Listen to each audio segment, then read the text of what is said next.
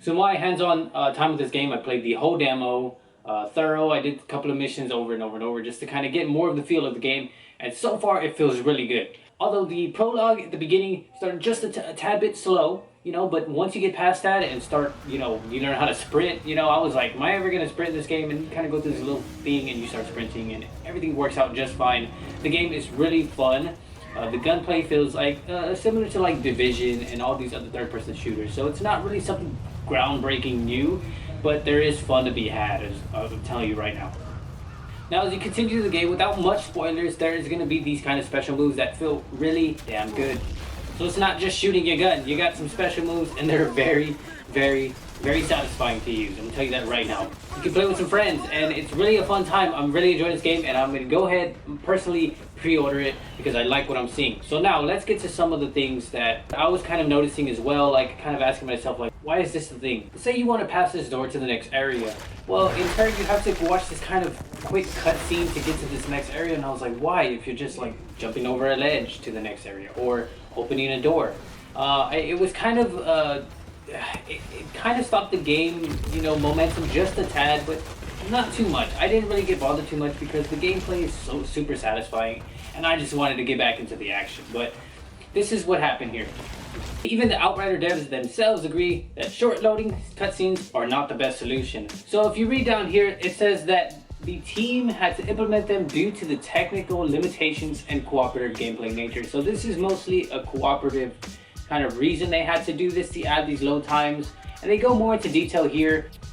Outriders does not have dedicated servers, only P2P connection between the players. Therefore, users will not be able to stay in the same team and on the same server if they end up in different locations. Initially, instead of the cutscene, there was a simple screen darkening for all the players in the Outrider squad while they were entering another area. However, this approach performed badly and many playtesters complained about it feeling disorienting. If one of the players triggered the transition to another location, the other players would teleport there, and they may not realize where they are.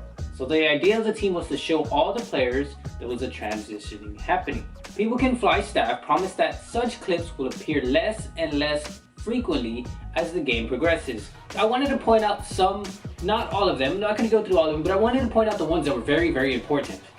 So it says here, will Outriders have a story? Yes, Outriders is a story-driven RPG shooter that will put the player in the shoes of an outrider, the last hope of the human race of the planet. I'm not sure how to say that. A dangerous and unsafe planet.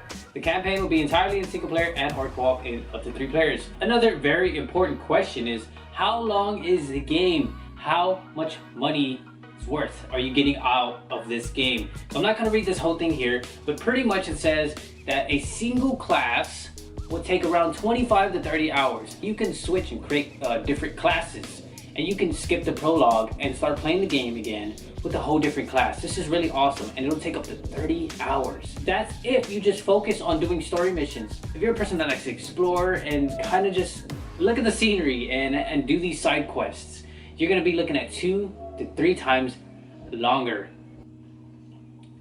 Another thing that I was wondering is there are 4 classes, but only 3 players.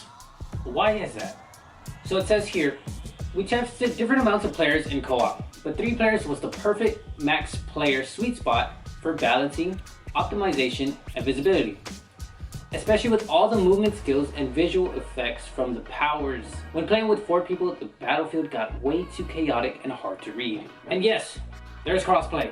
Anyone who purchases the game for Xbox One or PlayStation 4 will get a free upgrade to the Xbox One X, Xbox Series S, and PlayStation 5 respectively. No microtransactions. Alright guys, last but not least, there's a pre-order for the game. If you want to go check it out, they're offering some male and female gear sets, which look really nice. These are it right here. There's an arsenal of 11 guns. I'm not sure if they're just gun skins. It says 11 unique guns. So off the bat, you get 11 cool, awesome guns. I'm all for it, guys. Let me know what you think. And are you going to snag the game, or are you going to wait a little longer? If you like this video, let me know. Give it a thumbs up. That way I know to continue making these videos. Just remember to subscribe to become Unreal today.